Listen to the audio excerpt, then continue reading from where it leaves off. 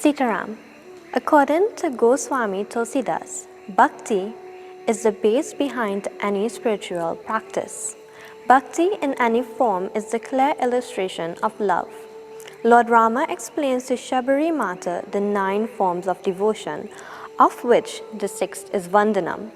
Vandanam is expressed through the practice of self-control and maintained through the purity of one's nature, exercise in self-restraint, and dedicatedly worshipping God.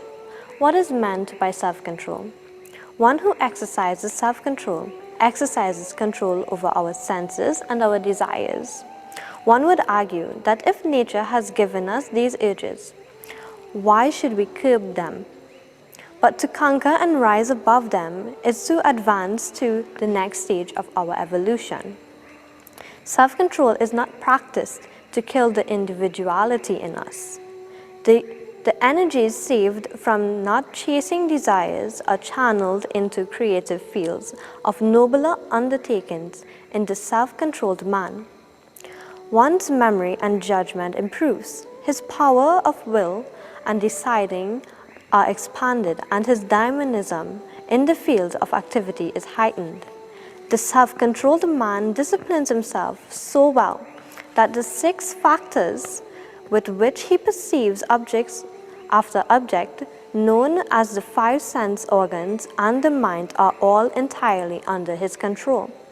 They play in the field of sense objects, and at the slightest apprehension of temptation, he can, at will, easily withdraw his mind and the senses from these objects.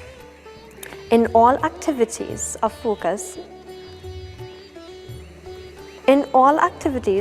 focus should be on God.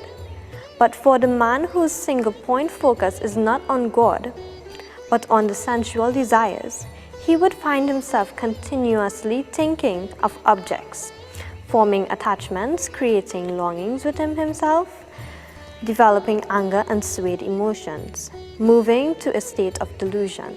From delusion to the lack of discrimination, and from the ruin of discrimination, he perishes. The ladder of fall becomes the uncontrolled man's cycle. Humility comes naturally to one who has come over his senses.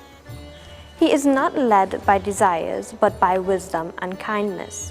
The self-controlled man moves freely within this world, with his senses under control and ever free from both attraction and aversion. He gives himself a deep sense of tranquility. In tranquility, all sorrows are destroyed.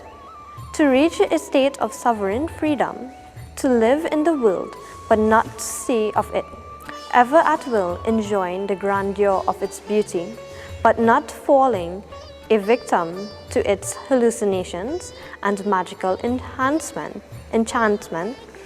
is the goal of the spiritual life. A self-controlled life is in itself bhakti to God. Sitaram.